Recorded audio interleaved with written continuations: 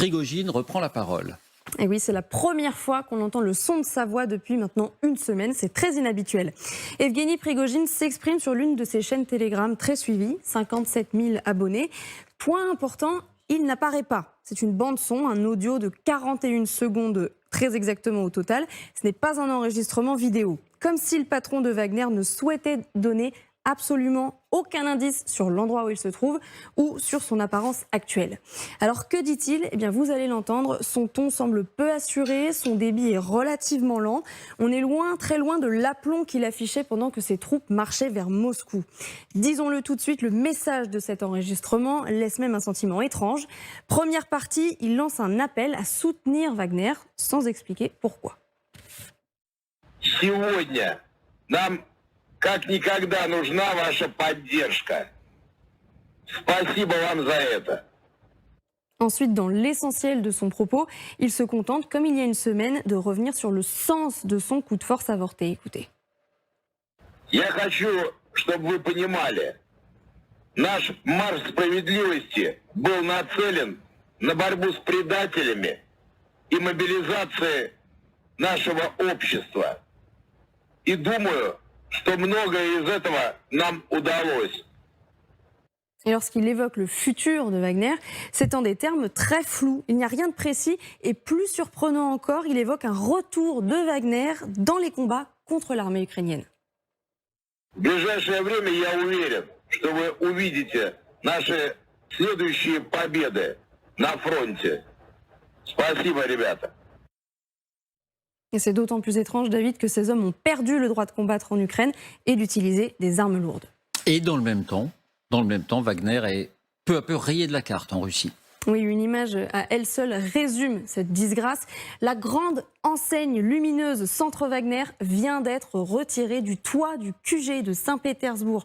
Souvenez-vous, c'est ce bâtiment en vitre qui avait été inauguré en grande pompe par Evgeny Prigojine en octobre. Une dizaine d'étages, des bureaux vastes, ultra modernes. L'immense usine à trolls d'Evgeny Prigojine, composée de 300 médias et chaînes Telegram, a été démantelée. Autre signal, le chef de Wagner a perdu ce qui a fait sa fortune, ses sociétés de traiteurs.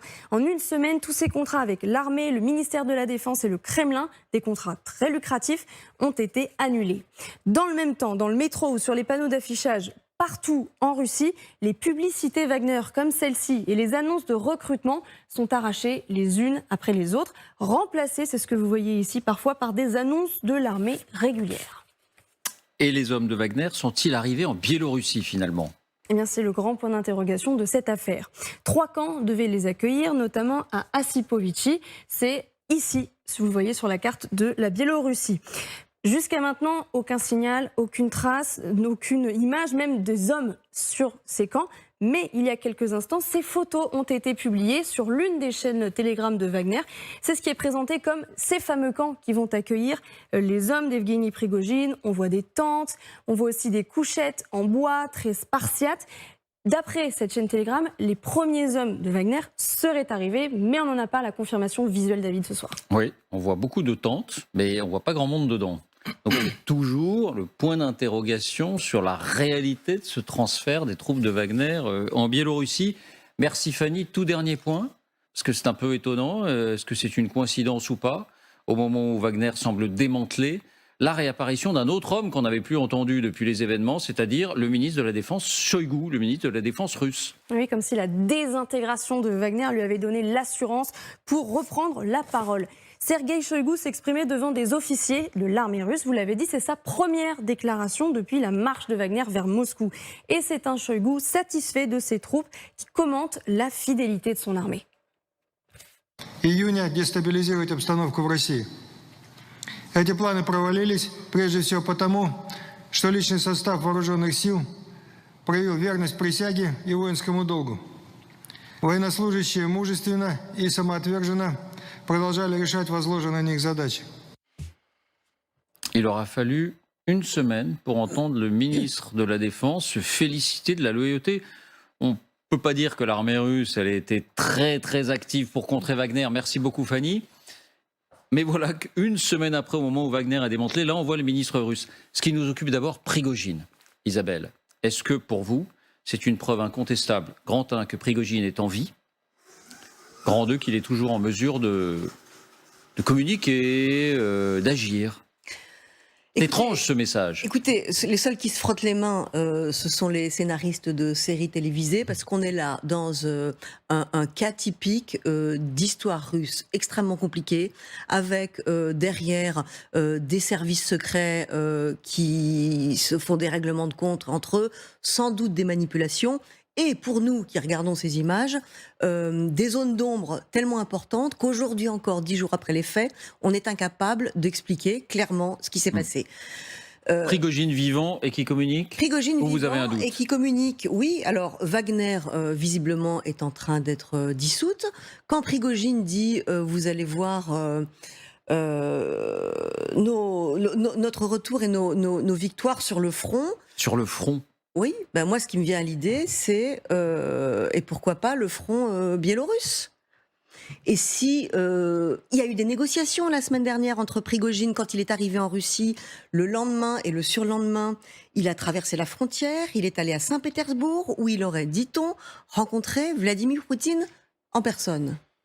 Il y a des négociations. Est-ce que Prigojine s'est fait tordre la main pour ouvrir un nouveau front en Biélorussie? Est-ce que c'est ça dont on parle? Il y a aujourd'hui des choses qui sont inexplicables et qui posent problème dans l'interprétation de l'histoire. Par exemple, cette marche hallucinante entre Rostov et Moscou, ça ne tient pas, ça ne marche pas. Toujours 10 jours après, ce n'est pas possible qu'il n'ait pas été arrêté. Je veux bien que l'armée russe soit pas dans l'état dans lequel on l'annonçait, etc. Mais ce n'est pas possible.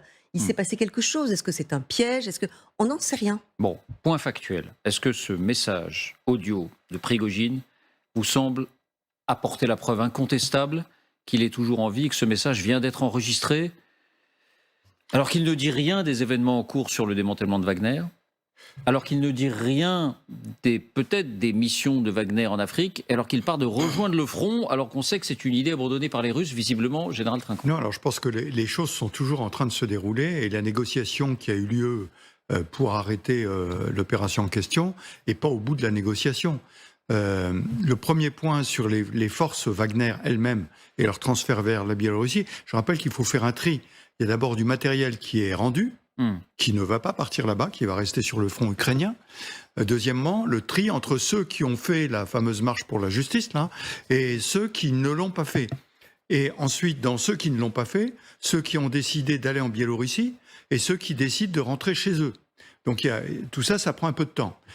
Deuxième point, l'autre volet qui est le volet communication, Patriote, la holding de communication, elle est démantelée. Aujourd'hui, ça disparaît complètement. Et le troisième sujet qui nous intéresse de très près à tous ceux qui s'occupent de l'Afrique, c'est ce qui se passe en Afrique.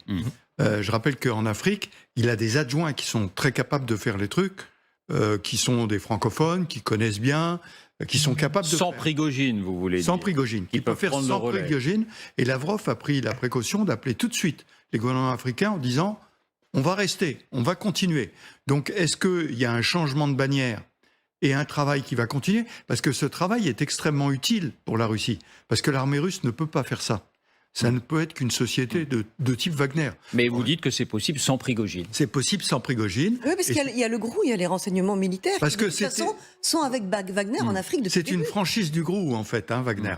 Donc, et alors, ça rejoint ce que disait Isabelle à propos des guerres, et qu'on ne comprend pas bien, la guerre entre le GRU et le FSB. Alors ça, c'est encore un nouvel épisode de la série. Non, mais exactement. C'est pour ça qu'effectivement, il peut y avoir beaucoup de scénarios de cinéma sur cette affaire. On saura peut-être ça dans quelques années. Romain, est-ce que vous êtes convaincu que cet appel de Prigojine, que ce nouveau message de Prigojine vient d'être enregistré, donc que Prigojine est en vie? Quel est votre sentiment? Alors moi je pars systématiquement du principe que toute communication de Prigojine, il faut la prendre avec énormément de distance. Globalement c'est quelqu'un qui, comme beaucoup de responsables russes, ne fait pas ce qu'il dit et ne dit pas ce qu'il fait. Et là, a fortiori, en ayant un tout petit morceau d'enregistrement qui ne dit pas grand-chose, qui n'est pas très concret, où il n'y a pas d'image derrière, je ne crois pas qu'on puisse en tirer beaucoup de conclusions. Je voudrais juste revenir sur la question du démantèlement de l'ensemble du business de Prigojine. Ça, par contre, j'y crois pas trop. Prigojine, s'il a pu mettre en place l'ensemble de ce business-là, c'est pas tellement parce que lui est un entrepreneur de génie, c'est parce qu'il venait répondre à des besoins bien spécifiques de l'État russe, et toute son activité n'a pu exister que parce que l'État russe le voulait et lui a permis de faire tout ça. Donc en réalité, quand l'État russe annonce le démantèlement de ces différentes activités, c'est comme s'ils annonçaient qu'ils démantelaient certains de leurs outils, certaines de leurs capacités stratégiques et militaires. Alors, qui change le nom de la marque en haut de l'immeuble, qui change les noms sur les boîtes aux lettres et qui mettent un nouveau chef à la place de Prigojine pour gérer ces différentes branches, ça c'est tout à fait possible. N'empêche que l'activité qu'il y a derrière, que ce soit la désinformation, les manipulations à grande échelle, notamment en Afrique, ou que ce soit le mercenariat, ça se poursuivra très probablement, parce que la seule chose qui peut mettre fin à ça, c'est une volonté politique des Russes d'y mettre fin, ce qui n'a aucune raison d'émerger à court terme, et donc des lois qui soit mettraient fin à ces activités, soit les cadreraient. Si on ne voit pas Prigojine, alors qu'on le voyait tout le temps avant, là, c'est uniquement un message audio. C'est pourquoi? Parce qu'il se cache, parce qu'il a peur, parce qu'il ne veut donner aucun indice sur l'endroit où il se trouve, ce qu'on pourrait déduire d'une image. Pour vous, Dominique, Jean-Dominique. Moi, je crois qu'on est effectivement toujours dans la boîte noire de la sortie de la crise de samedi, du samedi précédent. On n'est pas sorti de ça. Donc, il y a des choses, tout le monde le dit sur ce plateau, il y a des choses qui nous échappent et il faut le reconnaître avec honnêteté et modestie, on ne comprend pas tout. Oui, on l'entend, bon, c'est la première fois qu'on l'entend, on ne le voit pas. On va sans doute le voir dans les prochains jours, vraisemblablement. S'il est encore en vie. S'il est encore en vie, mais s'il n'était plus en vie, on le saurait, parce que les gens qui auraient intérêt à raconter qu'il ne l'est plus. Donc, non, je crois il y a encore des discussions, des négociations, des choses, on ne sait pas. Et puis, Dominique le disait à juste titre, il faut bien comprendre qu'à la fois, dans cet univers, tous les gens se connaissent, mais beaucoup se détestent. Et notamment, ils se détestent parce qu'ils appartiennent à des services différents. Et notamment, ils appartiennent à deux services qui se sont toujours absolument voués une haine générale et totale, qui sont les services militaires, le renseignement militaire, le GRU, le GRU, et les services civils, l'ancien KGB, qui était l'arme du parti, qui était fait pour contrôler l'armée. Et donc, ces gens-là, aujourd'hui le FSB et le SVR, ces gens-là, on n'imagine pas le degré de haine qui les oppose de tout le temps. Ce sont des bandes ennemies, comme voilà, ce sont des bandes ennemies. Et ils règlent leur compte. Bon. Ils règlent leur compte, mais ils ont parfois des intérêts en commun.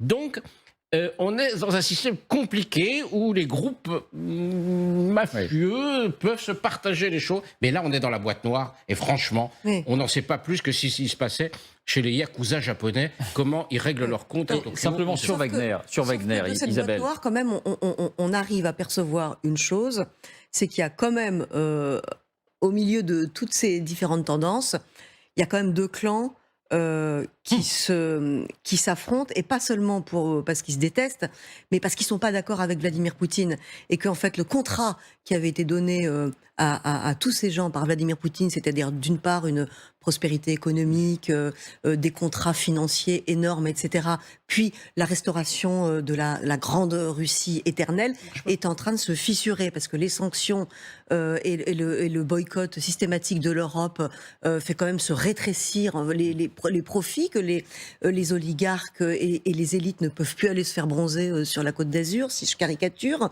Et deuxièmement, parce que cette promesse de refaire l'Empire, eh bien, on voit bien qu'elle bute sur l'Ukraine et qu'elle est en train de s'effondrer sur elle-même. Donc il y a aujourd'hui un clan qui est soudé derrière Poutine, et un autre clan dont on ne sait pas encore très bien de qui il est composé, en tout cas une partie des élites, peut-être une partie des militaires, peut-être aussi Prigojine, qui disent c'est pas possible, on va dans le mur, on peut pas continuer comme ça, il faut que Poutine s'en aille, quoi. Mais ça, voilà, on arrive à percevoir ça, et après c'est la boîte noire. Simplement pour en terminer avec Wagner, est-ce qu'on peut dire de façon à peu près certaine que, hormis la question africaine, où peut-être Wagner va continuer, ou peut-être ce sera une autre franchise, en Russie, la bannière Wagner Mais Wagner, c'est l'État russe. est à peu près terminée?